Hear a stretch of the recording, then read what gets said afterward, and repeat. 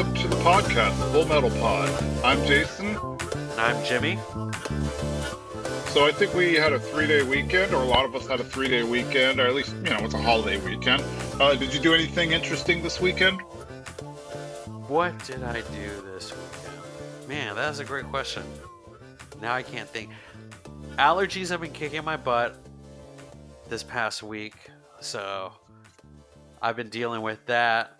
But other than that, pretty chill weekend, just like lounging around the house. Nice. So I've been trying to, I've been doing largely the same thing, just lounging around the house. But lately I've been replaying Kingdom Hearts 1, and I was watching, not in real time because I don't have that kind of time in my life, but I was watching this guy. He dedicated like 120 or was it 180 hours basically to get to level 100 on Destiny Island. And to those of you who aren't familiar with Kingdom Hearts, that's like the tutorial island, so it doesn't ever get really hard. So I was like, well, I don't know that I'm going to dedicate 180 hours to doing that, but let's see how far I can get before I actually leave the game and start the actual story.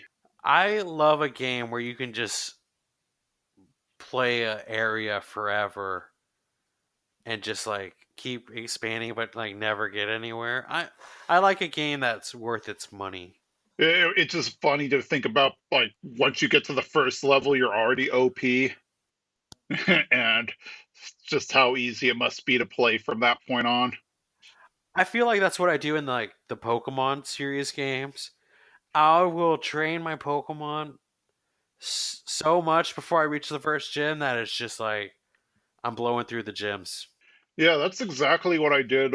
Maybe not exactly, but that's pretty close to what I did with Ghost of Tsushima, because you could, it's an open world game, so you can do all the side quests and whatnot before you go to the first actual campaign, or that the story requires you to do, invade the first castle.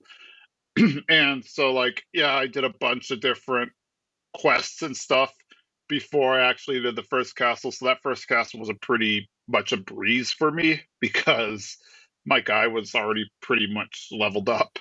I think as like a kid, I never like playing Final Fantasy and all those JRPGs.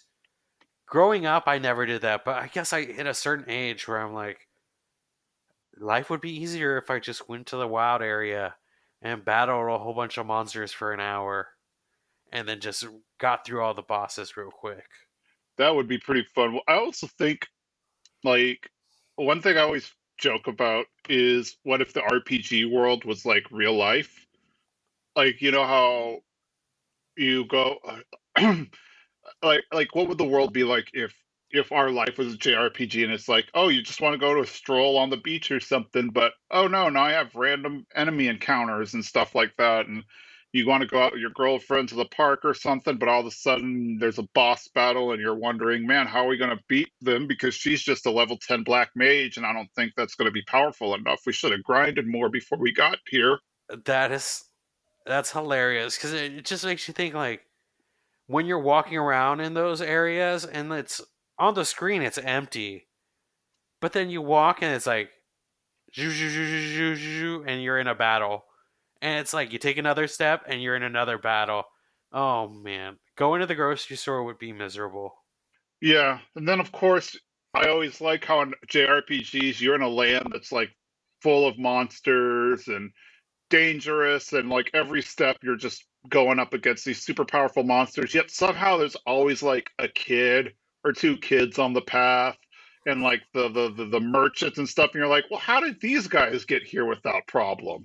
Oh, there's this YouTube video about like RPG merchants and how people always go to them, but they never want to buy anything. It's just selling all your random loot that you get.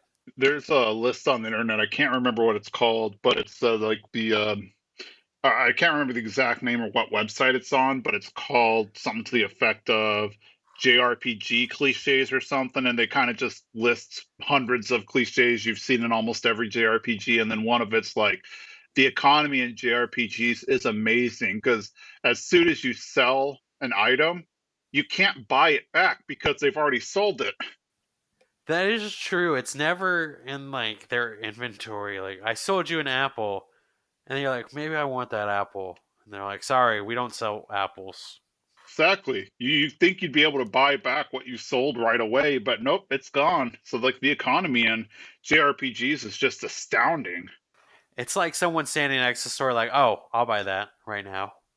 That thing you sold, I want it. Also the obligatory, the main character's hometown needs to be destroyed. And then of course, it's nice to know that just like as the story progresses, the monsters get harder. Like imagine how screwed you'd be as the main character if you were born in the city where like all the monsters surrounding the area were level 80 or something like that.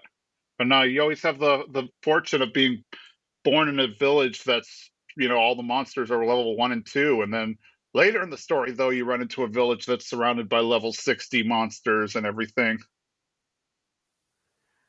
I don't know if you ever played World of Warcraft, but that's how I feel playing that game. There are certain zones, and you're like, oh, this is all easy.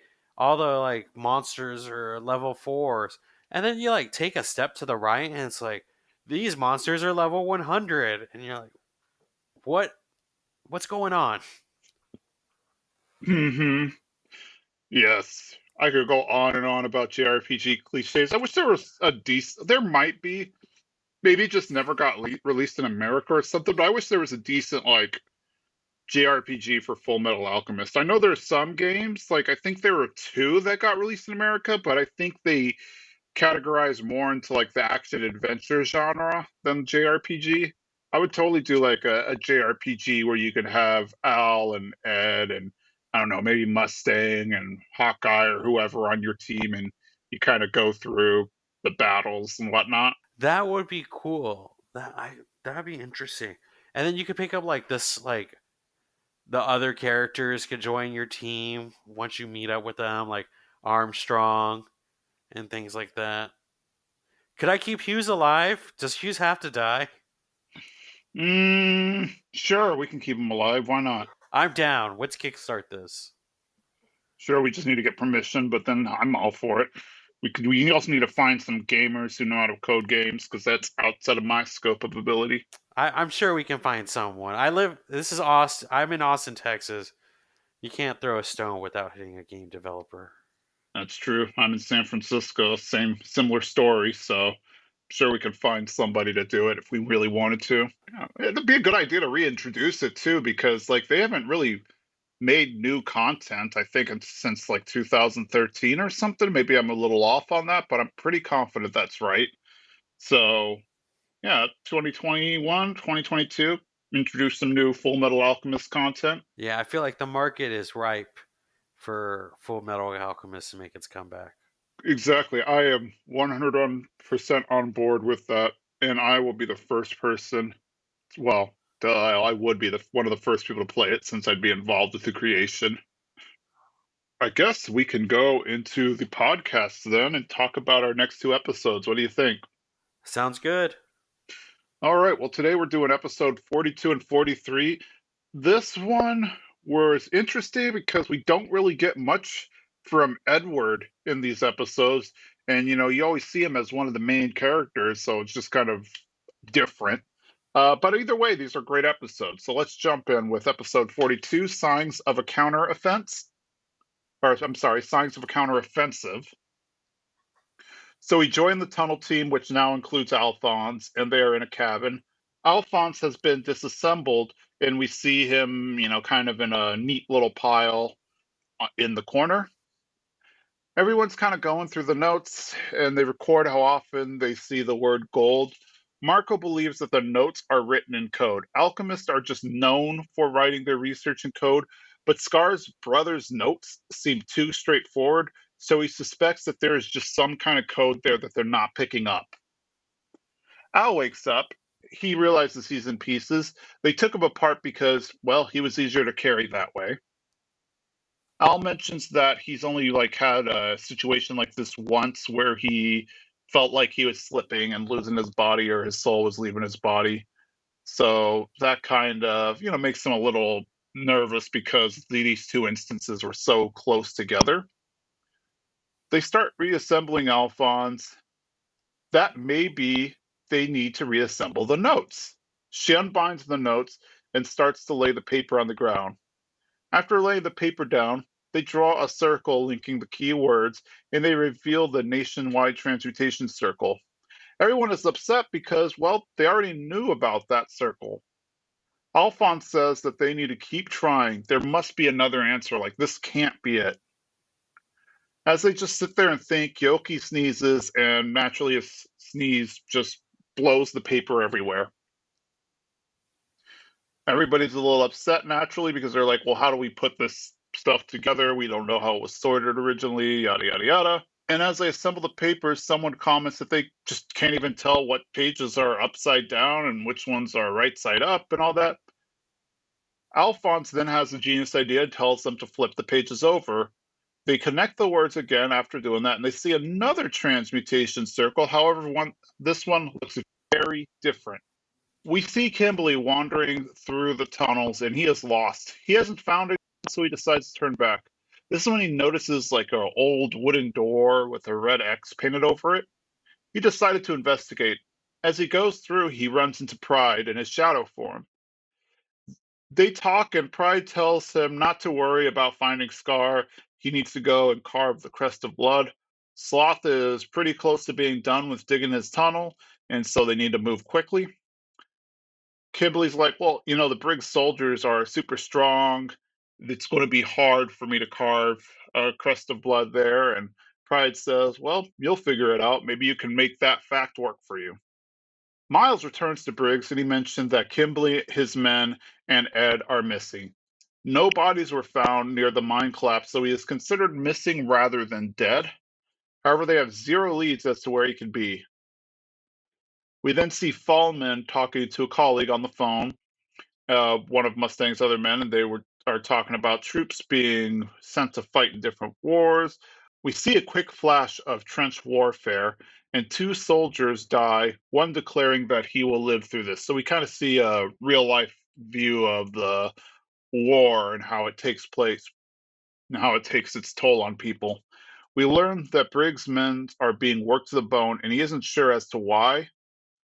Sloth finally finishes the tunnel, and Father says the time is near.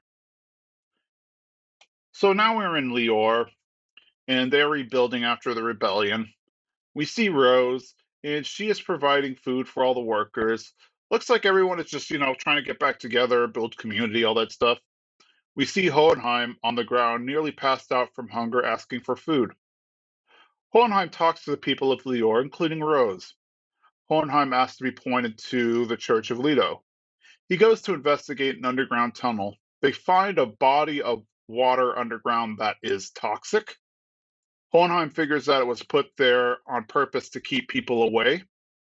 Hohenheim uses his alchemy and he casually walks across the water, creating a bridge while he does that. He digs deeper to find the tunnel that Sloth made. The shadow version of Pride appears and chases after Hohenheim. Hohenheim tries to stop him by creating mini blocks and just things to throw in his path to slow him down, but it just didn't even work. He is able to save himself in the last minute by escaping the tunnel, and he realizes that the tunnel is essentially the flask for Pride. Pride cannot leave the tunnel or else he'll die. We learn about how Pride's true form is that shadow, and he is limited in movement. He can only freely move in the tunnels and in Central City. Otherwise, he needs a Vestal, and that's what Salim is. Hohenheim realizes that Pride looks like Father's true form because, well, it's his own Pride. The homunculi were created as a way for Father to expel his sins. Hohenheim tells Pride to give Father a message. Slave 23 will be dropping in very soon. Then we see Father saying that he's waiting. Hohenheim returns to the villagers and destroys the path. He says that he found stuff, but it's very dangerous and to have everyone stay far away. Rose asks what he was doing, and Hohenheim says he sent a declaration of war. We see Briggs in the middle of a snowstorm when all of a sudden we see Drachman's soldiers near the border getting ready to attack. Briggs' soldiers get in place for combat. Kimberly tells the Drachman leader that Briggs is weakened now because Armstrong is missing. Also, Kimberly says that his men are in the inside and will cause internal chaos. And then the Drachman army starts to fire cannons. So this ends with a war, or the start of a war. What were your thoughts of the episode? My original thought of this episode was I first thought I was watching two episodes because this one felt so long. I don't know if it felt long for you, I think it did. but even though it felt really long, I really enjoyed it. It was only towards the end when we kind of were jumping around to the other characters like at Briggs and Hohenheim. I guess the Hohenheim thing threw me off because that's when I thought I was watching two different episodes because it just feels like two separate stories. We have like Al and May figuring out the code, and then we have Hohenheim back at in Lior investigating things. But I really enjoyed this episode a lot. I agree. It was definitely a good episode. We got a lot of building there.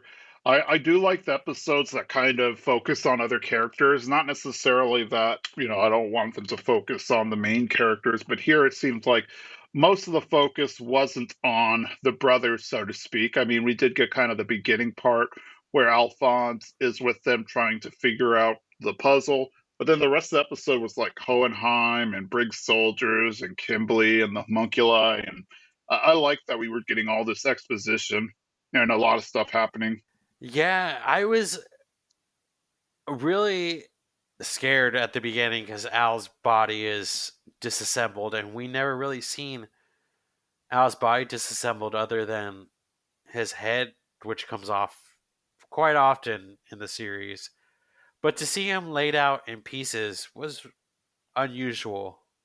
Yeah, we never really see that. I mean, obviously, he is a suit of armor, so he can be taken apart and stuff. But yeah, we never really see that happen up until now. I do wonder if he can control like the hand. I don't know. I don't necessarily understand how it all works together, but it is interesting because we know Al doesn't sleep or eat, but I guess he can pass out. Yeah, and I think this is like the only, the second time we've seen him pass out. He does say that this is the second time that yeah, well, because the last time was just a couple episodes ago when he was trying to warn them. Exactly. So this is definitely just very weird for us compared to other experiences we've had. We've just never seen him just pass out and stay asleep or whatever you want to say, unconscious. That's, I guess that's the way we could say it. Like, we've never seen him really unconscious like this, and it does kind of make you wonder, like, what's going to happen to him long term. Like, is he really slipping? So I think like this one example we saw was just more with the fact that Ed was dying, because we see that as that's happening, he passes out as well. But that first time, we have no idea why it happened. It just seemed to come out of nowhere.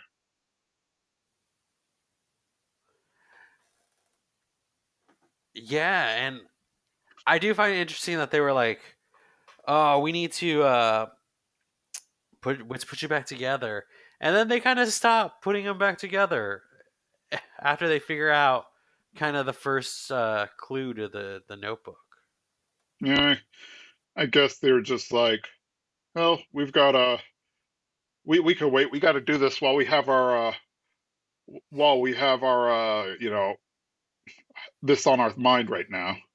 And what a crazy risk May was taking by just ripping the book apart. Yeah, you could tell how angry Marco was when that happened. And it also makes you wonder like what a like a smart person or a very intellectual person to like create a code like that in their book without, well, I don't know. You think he wrote it out like that and then he bound his book together? Maybe, who knows? Absolutely. I absolutely think he did because, like, there's no way that it just coincidentally landed that way. But yeah, that is an interesting way that he wrote the code because, like we saw in the earlier episode, when Marco was writing his code, or when they found the books with Marco's code in it, he essentially made it all look like recipes. So that was a little messed up, or not so much messed up as much as there to throw people off. But from what Marco said about this, it seemed pretty straightforward. So it was like a code hidden in plain sight. So I think, yeah, his brother, Scar's brother, who never gets a name, unfortunately, so we just call him Scar's brother. He just we see that he is just incredibly smart and gifted in this area. And that brings up another interesting point that like Marco hid his thing in a cookbook, but he wasn't like maybe there's another code in this book because his first react. Well, actually, they found the first code, and then he thought it was hopeless. So I guess he's right in a sense that there was one code. Yeah, like he knew that there was a code. He was just trying to figure it out, which is why they were like trying to get all the mentions of gold or whatever it was and all that stuff. But yeah, it was a visual code, it looked like, because yeah, they had to actually unbind the papers and kind of line up the words to be able to draw out the circle. So like I guess the way the words showed up on the papers or whatever made up a point on the transmutation circle. And then as they flip it over, they see the second transmutation circle, which looks very different. Presumably, it is another nationwide transmutation circle. I have no idea what they are going to do, or at this point, we have no idea what this is for. My guess would be that maybe it's a counter for the larger one we see because you flip over and you see another transmutation circle, but who knows? I I hope this is kind of like a reverse transmutation. Like I don't know. Everything is such large scale though, so it's kind of wondering where we go from this point. And then we doing this, they never put Al's body back together. But we cut over to Hohenheim and Leor, and then we get to see what Rose is up to. Like someone the brothers encountered, but we never kind of. It's interesting seeing a character all the way back from season one. Hmm. Yeah, she was kind of a minor character up until that point, but now we're seeing, I guess technically she is still a minor character, but we're seeing her again. So it's showing that she has more purpose, I guess you could say. It is interesting because they kind of were like, you got to make your own path at the end of her episode. She was so bent on bringing. Was it her brother? Her lover. Oh, she was so bent on bringing him back to life and just following whoever said that they could bring him back for her that she never really had her own trail or did her own thing. But now we see like her trying to help the community that because she was on the wrong side and now she's trying to rebuild the community and a lot's happened in that town since they left. Yeah, I mean, it does seem nice that she's actually, trying to improve the situation, like not just in her own life, but the people around her. We see her feeding people and stuff. Like, we kind of just leave her at what is it, episode two, episode three, whatever that was, kind of just leave her to be left with her thoughts as Edward and Al tell her, find your own path and stuff. We just don't know what happens with her then. I guess we could just assume that she did. But now, yeah, we actually get confirmation here that she indeed went off and found her own way and is doing good for other people. And then we realize that, well, we already knew that the tunnels went through all these different cities that major things have happened to. But now we know that Hohenheim knows about these tunnels and knows enough about it to be like, This is where I investigate. Yeah, I think he definitely is on to whatever it is Father is planning. Because we do see in that episode where we have the flashback and he leaves his family and everything, he seems to be looking at, I don't know, a map or some research or papers. I can't remember exactly what he's looking at, but then he says something like, oh, he's going to do it again, or something to that effect. And it's like, oh, okay, he must be aware that Father is trying to create another nationwide transmutation circle, and he's probably calculated where all the points are the same way the brothers did, and presumably Mace Hughes did by looking at all the points where war was taking place. And he also has the background knowledge of knowing how they did it the first time, too. So, yeah, he's probably well aware, and he's probably just checking up on things and whatnot. He made a declaration of war, as they said. So he definitely has a plan of some sort, but we just don't know exactly what.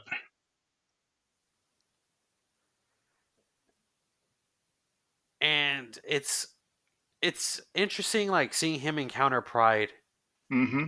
down in the tunnels. And now we know that there's kind of a limit to his reach. That he's kind of confined to this area, these circles. Yeah, he is. At least in his true form, so like which is the shadow. And as Hohenheim mentions, it's funny that this is the first homunculus that he creates. Its name is Pride.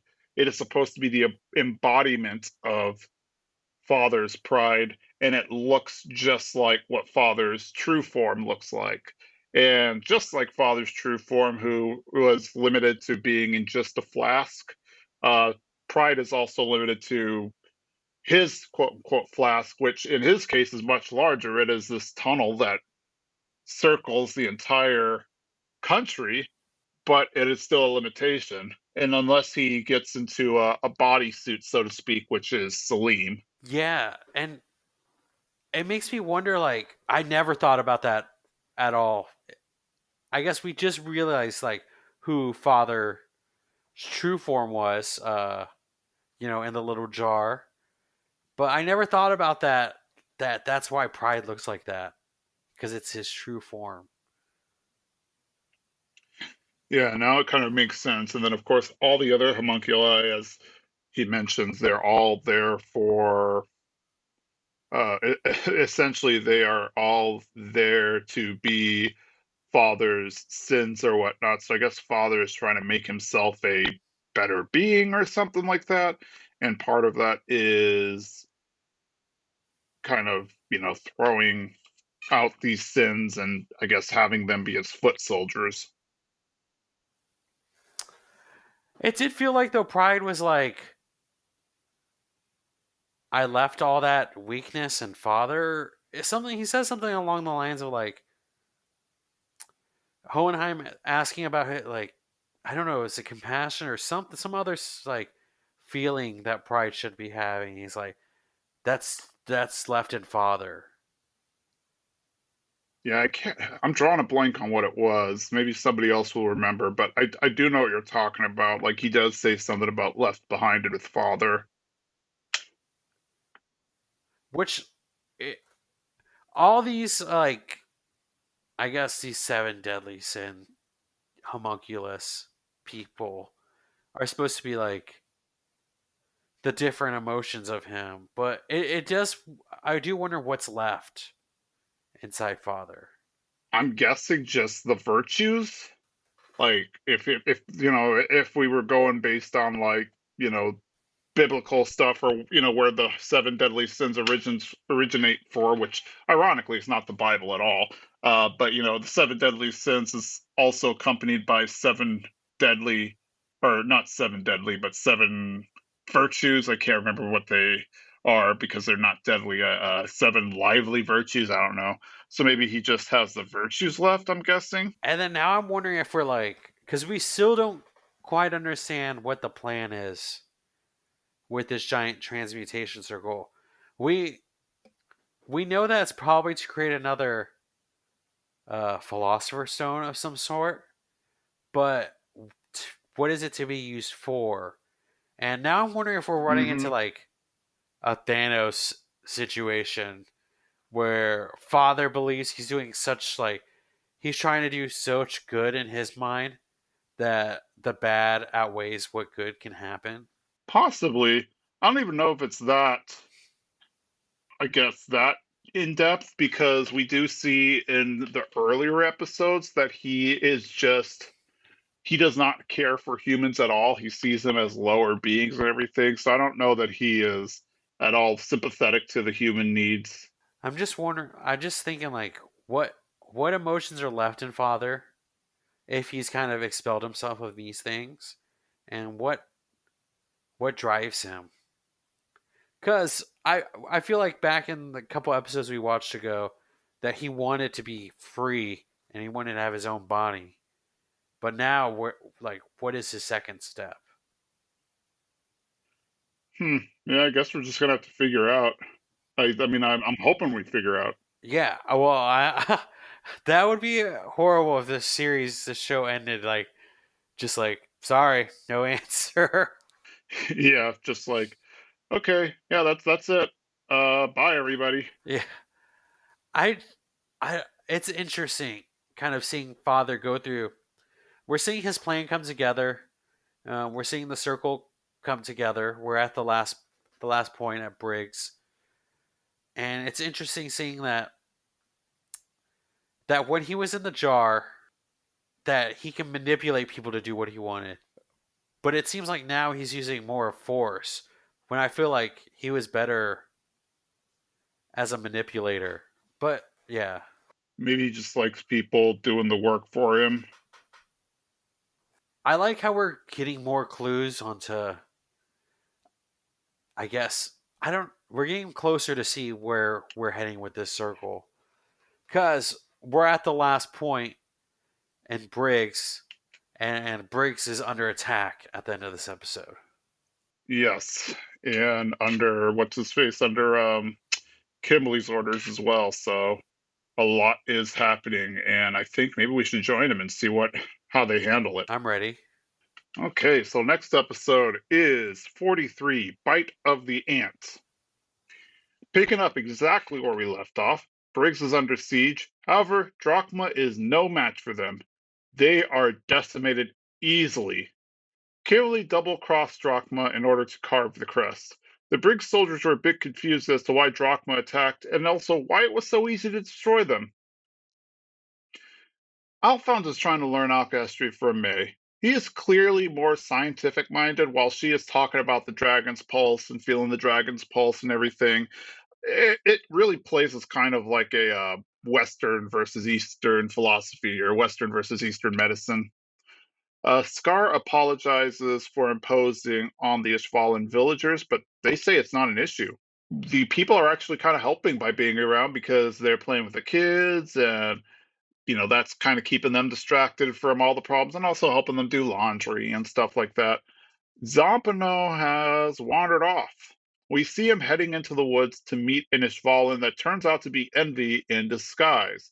So has Zampano betrayed them? In Central, the Führer mentions to Riza that he has heard that she knows about Salim and his true identities.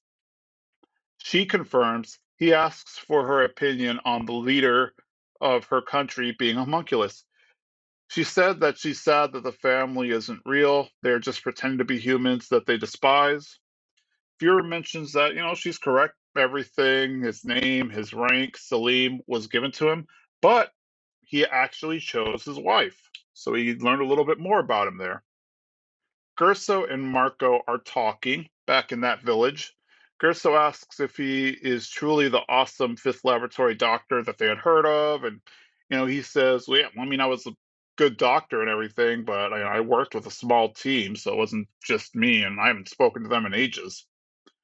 Zabata returns with the Drifter, and then, of course, the Drifter reveals his true identity. As Envy walks, he steps on the ground and a spike appears and pierces his foot. Zampano has actually double-crossed Envy and brought him into a trap. They figured that Envy would be excited at the opportunity to take Marco alive, so if they mentioned that Marco was here, he'd show up. Every time he steps, he is hit by a quote unquote landmine of alchemy. He is told that they are only set to detonate when a homunculi stands on them. In reality, it's May just using her remote alchemy from a hidden location. Envy is getting angry at all this, so he takes his monstrous dragon form. Scar and the Chimera join the fight. Scar uses his destruction alchemy to harm Envy, and it does look like Envy's down for the count, but then he gets back up and he grabs Marco with his tongue. He threatens punishment on Marco, like wiping out the village of innocent people, this nearby slum. But then he said it may be better to bring all of the people from the slum back to Central so that they can become Philosopher's Stones. Marco is angry to hear that they are still making stones and demands that Envy let his research team go. Envy then reveals that they had already used his team to create another Philosopher's Stone, the one that they gave to Kinley. Envy points out that it is hypocritical for Marco to get upset over his people being used to make a stone when Marco used many people to make a stone. Marco says that Envy is right. Marco knows all the pain that goes into making a stone, but he also knows how to destroy one. He moves his hand and reveals a transmutation circle on it. He touches Envy and breaks down his Philosopher's Stone. We see Envy start to melt. He returns to his human form, but even that human form starts melting. He is so upset to be losing, and then he takes his true form. It's like this little tadpole lizard-like thing with like 6 legs and whatnot. It's itty bitty. They return to the village, and apparently Yogi and Winry were not in on the plan. Marco says, he wanted to be just like Winry's parents, being willing to put himself on the line and risk his life for doing the better good, just like they were able to put everything aside for them to help people on the front lines and ultimately lose their life. Well, this little Envy character bites on Yoki's neck and hijacks his mind. Envy mentions that he'll kill Yoki if they don't do what he asks. The entire team just pretends not to care. They say that they'll destroy Envy and Yoki if he doesn't surrender. Well, Envy gives up, and Envy asks where Edward is. Al says that, he must be in Briggs by now. Well, Envy says that it was reported that he is missing, so he must be dead. They don't believe him at first, but now they decide on what they need to do. They decide to keep moving. That's what Edward would have wanted. Scar decides to split from the group for a while. He wants to change the country for good, so he has had a total 180 about destroying the country. Instead, he wants to improve it. He asks Marco to join him. Al wants to go to Lior, and then Scar gives May the jar that they're keeping Envy in. He is the secret to immortality, after all. May objects that she has to teach Al the basics of alchemy. Scar yells to have her leave. She needs to worry about her country, not a mistress. Everyone says their goodbyes and departs from the slum. We jump to Doubleth for the first time in a while, and one of the lizard chimera from Greed's old crew is seen in the shadows. He is listening to 2 soldiers who are looking for Azumi Curtis. Apparently, she is on vacation. They mention that they'll just return to Bradley. This triggers a flashback in the Chimera as he remembers Bradley slaughtering his companions and taking down Greed. So the Chimera chooses to tail the soldiers by attaching to the bottom of their car as they drive off. Now we finally see the 2 Armstrong siblings interact. It is clear that the general is the bully of the 2 as she pins down the major. They talk a little bit about the drachma attack. Then the general punches him and leaves because she doesn't want to capture his cowardice. She runs into senior staff. The man gives her a secret tour. He asks what the laws of alchemy are, at least in terms of state alchemists. She acknowledges that an alchemist has to obey the military, can't create gold, and can't create people. Well, the state wants them to obey the military for obvious reasons. They can't create gold, as that would result in financial disaster for the nation. And as far as creating bodies, well, Armstrong thinks it's an ethics question, the whole taboo of doing human transmutation and everything. However, the state doesn't really care about ethics. They don't want the alchemist to create an army. At this point, he opens a room and reveals a secret army of inhuman beings that are being created to essentially be foot soldiers for them. And the episode ends right there. So even more is revealed. We don't get Edward, but we still get to learn a lot. What would you think? The ending of this episode is insane. I was on the edge of my seat. I had to rewind it because I couldn't fully comprehend that we're seeing this kind of giant room full of bodies. Like, not dead bodies, but like bodies they created. And then I was very sad because May left, and it seemed like our team that we just got together is now splitting apart. Yeah, that is kind of sad to see May leave because she was a good part of the team, and now it's like, well, how's Al going to learn alchemy now? I mean, I guess now that they have that book, they can maybe find some secrets because clearly the alchemy or whatever that Scar is using is some kind of hybrid alchemy. So I don't know, maybe you can learn that way. But yeah, I mean, I was really liking May, and we're seeing people split up. But my guess is all the people who are staying in the country, like we don't really know where Scar's going. He just says that he needs to do something. He wants to bring Marco, and then well, we know that Al is going to Lior and stuff. But yeah, we don't really know where what they're going to do. I imagine that they're going to meet up again with Al going to Lior. I can only imagine that he's going to run into Hohenheim there. And yeah, but now we're losing May, and I know it's going to be a while before everybody's back together again. Yeah, and I just felt like May is fine. Not that she wasn't a part, like, didn't fit in with the group, but she's finally given herself up to this cause. You know, her main mission was to find eternal life to bring it back to the king.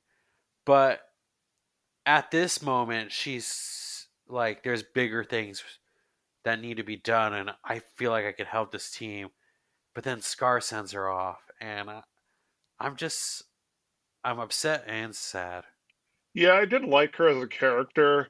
She had started to grow on me as at first she was just kind of the cute, kind of chibi girl or whatever term you want to use that you see in most anime, but she did definitely add value to the team. So it is sad to see her go.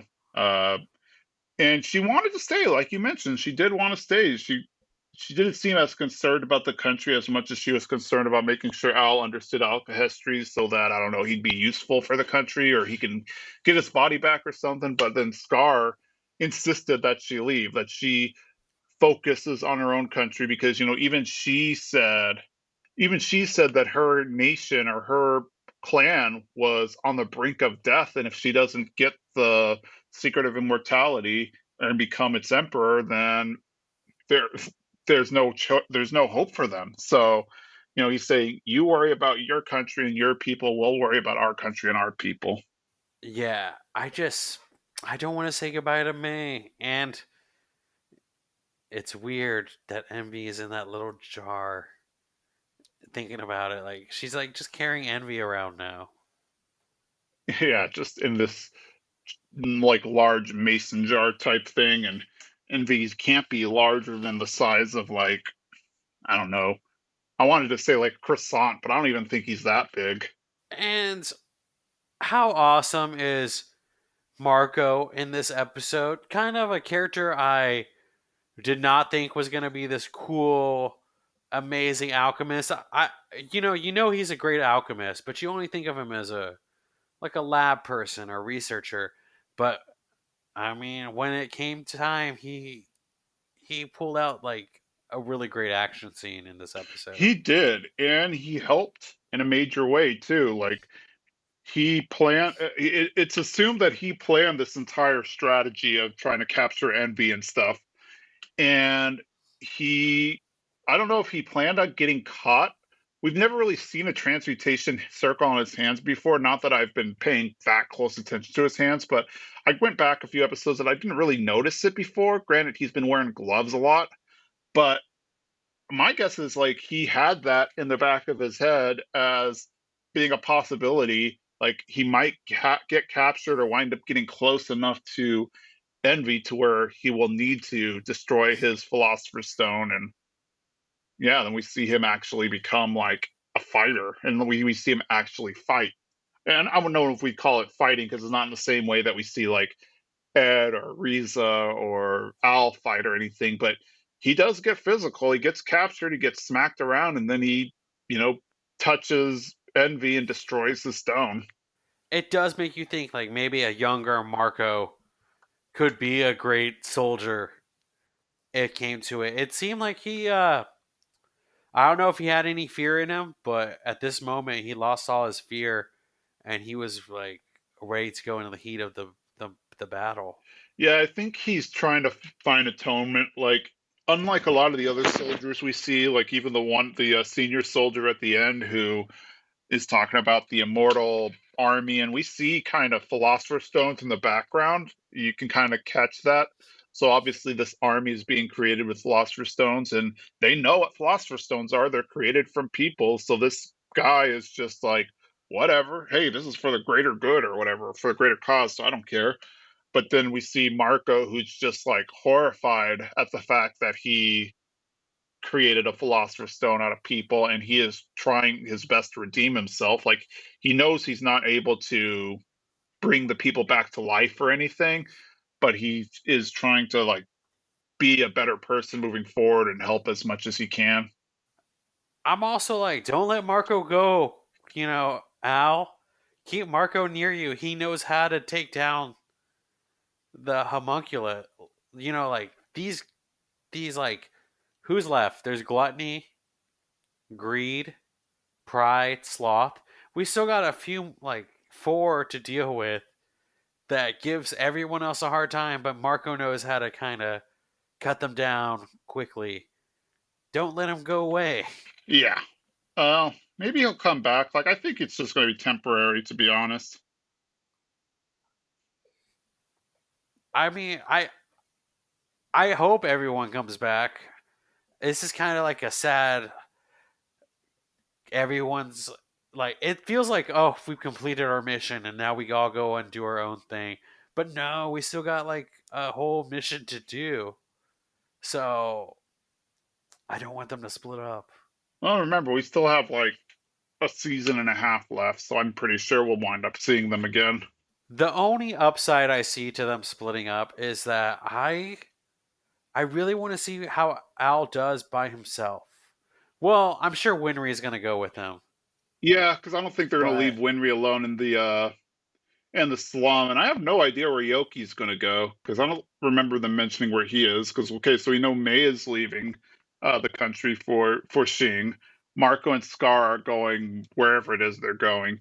Al's going to Lior, and I think Winry is joining him. But yeah, where's I guess maybe Yoki's going with them, or he's I don't know doing whatever. I feel like Yoki would go with Scar because I don't know. There's some kind of like he owes Scar his life or something like that. Maybe. Oh, and there's the what is it? The three not three, the two Chimera, Jerso and Zampano. They're around too. So I wonder maybe he's going with them, or maybe they're following Al. I don't know. I mean, it's not like they have anywhere else to go. I think I think they follow Al because they want to get their bodies back, and Al's the only one who seems to be like, I want to figure stuff out. Everyone else is kind of like, May's got her missions done, and Scar's like got a new path he's creating for himself.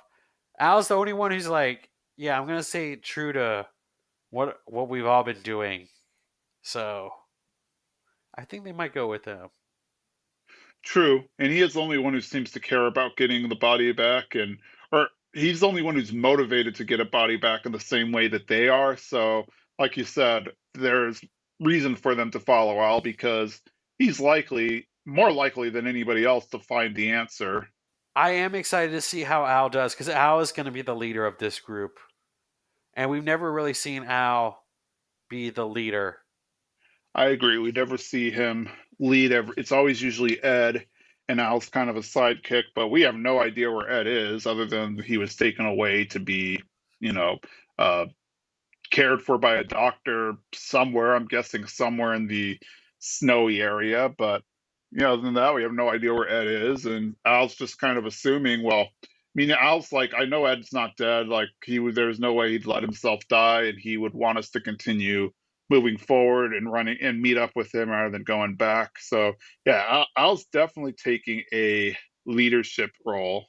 Yeah, so Al's going to Lior. I don't know. I don't think Hohenheim's going to be there because I think Hohenheim's going to find Father, I guess. I don't know. Was it at the end of last episode where Pride was like, Not Father quite. wants to It meet was you? last episode. He sent a message. He sent Pride a message to give Father back about how he was coming to meet him at some point. And then Father, I guess, was able to hear it through Pride and accepted. But yeah, we don't know if Hohenheim just left right then. Also, we don't know, time wise when this episode takes place. Like maybe, like we know what the episode takes place in terms of release, but maybe, you know, maybe the when Hohenheim is in Lior is like right after time wise, right after they leave that small village. So there's this good chance that they'll bump into each other or something. I am hoping that he joins the fold. It does feel like Yeah. every character has a piece of this puzzle, and they're going to put it all together once they all kind of come back as one. So I'm excited. I'm really excited to see them all to get together. I don't want. I kind of want Hohenheim to meet Ed and Al together because now we're kind of all everywhere. I mean, there's another season and a half or so left, so it's probably going to happen. Like, I just think it's since Al says he's going to Lior, and in the previous episode we saw that Hohenheim is in Lior. It's to me, it's kind of obvious that they're setting up them meeting, and at some point Ed's going to come back in the show, and I don't know wherever he is, he'll somehow get word of where Alphonse is, or I don't know where the other Chimera went, or something, and then wind up running into each other and meeting up again. I do think it's interesting. Now I'm like thinking back about Envy in that jar. That Marco note like said he knew how to destroy a philosopher's stone, but Envy is not destroyed. No. Envy is kind of turned into this slug thing. Yeah, So I'm wondering if this is the same for the others. well, so I think what we saw with Lust when she died was that she used up all of her energy in healing, so she couldn't heal anymore. So that's why she was destroyed. Because we even see, like, when her stone drops on the ground, it dissolves into dust. My guess, and this is just a guess because we don't see Envy die like that. We don't even see him necessarily turn into like smoke or dust or disintegrate like we saw with Lust. We just see him kind of melt into that form. My guess is that like he released the souls of the Philosopher's Stone or something, and now what's left of Envy is just like one soul or whatever. So like if Envy were stepped on or something, he would die because he doesn't have any more life force left. Oh man, another good reason to just keep Marco around, or at least be like, teach me how to do this, Yeah, though because we know we're gonna run into others. yeah, I doubt Marco wants to teach it because I think it's just reverse the ability to create a Philosopher's Stone.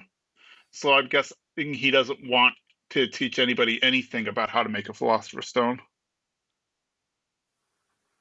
I could understand that. I mean, this is probably like, well, I mean, it probably is the worst thing he's ever done in his life, but a major regret for him. Yeah, because he goes on and on about how it's the devil's work and everything. So maybe he's not going to teach Al because he just doesn't want Al to have that knowledge. It is interesting thinking about how a young Marco kind of went through this research. It didn't seem, I don't know, maybe he was forced to do it, but you see him now and he has so much regret on that part of his life. So I wonder what a young Marco was thinking. Yeah, who knows? He might not have known the extent of what he was doing. because we see in like one of the flashbacks when they're creating the Philosopher's Stone out of the Ishvalans, he kind of has a horrified look on his face. So I think like that was probably when it was actually sinking into him was what he was doing. Yeah, and again, like I guess this goes back to me, like father